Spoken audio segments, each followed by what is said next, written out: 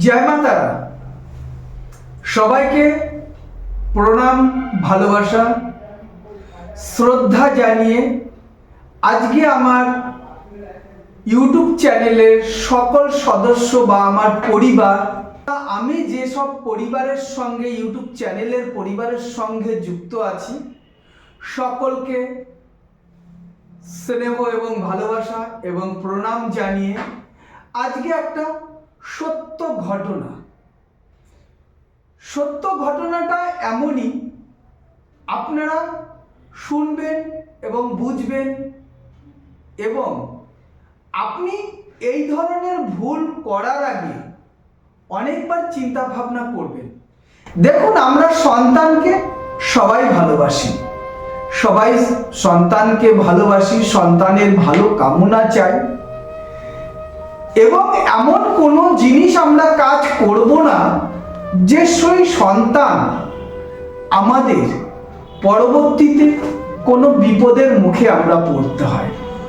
সম্পূর্ণ ভিডিওটা দেখার জন্য সবাইকে অনুরোধ রইল এবং আপনারা চেষ্টা করবেন এই ভিডিওটা সবার কাছে যাতে যায়, সবাই যাতে আমার এই ভিডিওটা দেখে সে কিছু বুঝতে পারে। দেখুন, আমি কেউকে কোনো আঘাত বা কেউ স্বার্থে লাগবে এরকম কোনো কথা বা কোনো গল্প না, এটা একদম সত্যি ঘটনা। কারণটা কি, অনেক মানুষ আমার কাছে এসে এরকম ঘটনা যখন ঘটে যায় তারপরে আমার কাছে এসে কান্নাকাটি করে। তখন আমরা কি করি, তাকে সেই বিপদের থেকে মুক্তি দেওয়ার চেষ্টা করি, কিন্তু একবার বিপদ ঘটে গেলে তখন কিন্তু সেই বিপদের থেকে মুক্তি করতে গেলে আমাদের প্রচুর কষ্ট হয়। সেই জন্য আগে সতর্ক করছি। যেরকম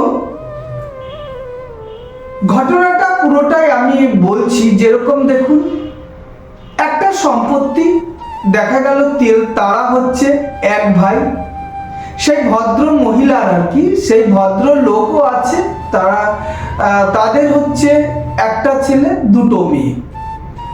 তা যে কোনো কারণেই হোক সম্পত্তি হচ্ছে, মানে সম্পত্তিটা হচ্ছে ভদ্রলোকের।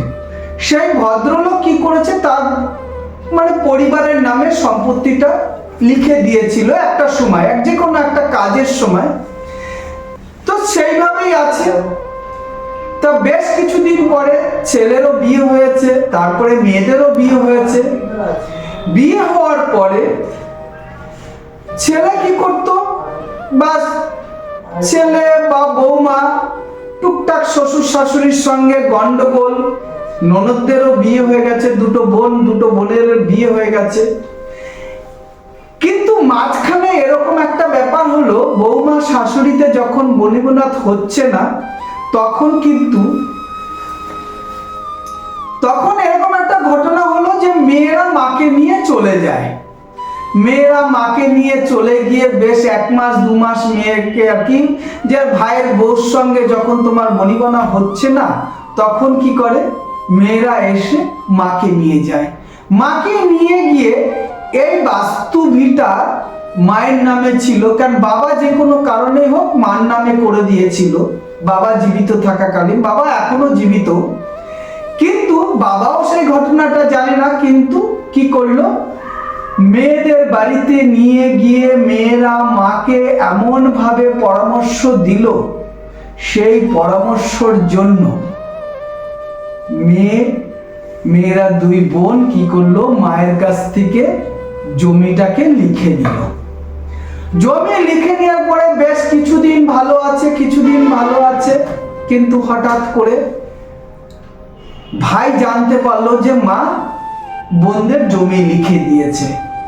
এই একটা বাবা জানতে পারলো, তখন থেকেই আর কি মায়ের ভুলটা যখনই বুঝলো, তখনই হচ্ছে মা আবার মেয়েদের নামে কেস খামারি করলো। কিন্তু এখন কিন্তু সেই জমিটা আর পাচ্ছে না।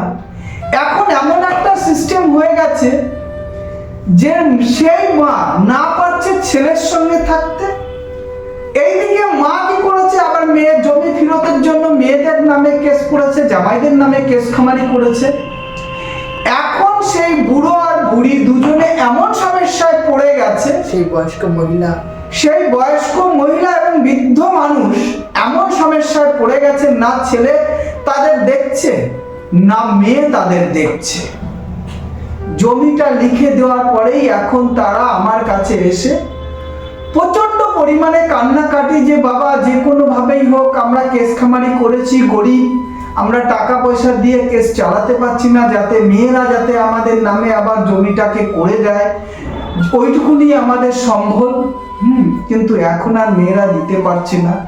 কোর্টে ওরা যাচ্ছে, কিন্তু কোর্টের থেকে কি হচ্ছে, কোর্টের থেকে যখনই হিয়ারিং হচ্ছে তখন কিন্তু মেয়ে জামাইরা আসছে না, সেই জন্য কোর্ট আর কিছু করতে পারছে না।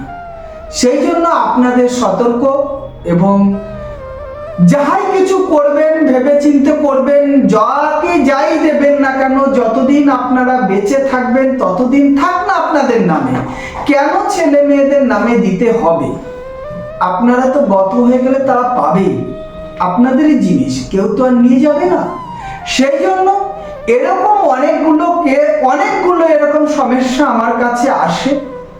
সত্যি এগুলো খুব বেদনাদায়ক এবং খুব চিন্তাদায়ক। কেউ যদি এরকম ভুল করতে চান, আগে নিজেদের আগে চিন্তা ভাবনা করবেন যে এরা কি আমাকে সঠিকভাবে দেখবে কি দেখবে না, তারপরেই কিন্তু চিন্তা ভাবনাটা নেবেন। এবং আমার এই ভিডিওটাতে যদি কেউ কোনো আঘাত পেয়ে থাকেন, আমাকে মার্জনা এবং ক্ষমা করবেন। জয় মা তারা, জয় মা তারা, জয় মা তারা।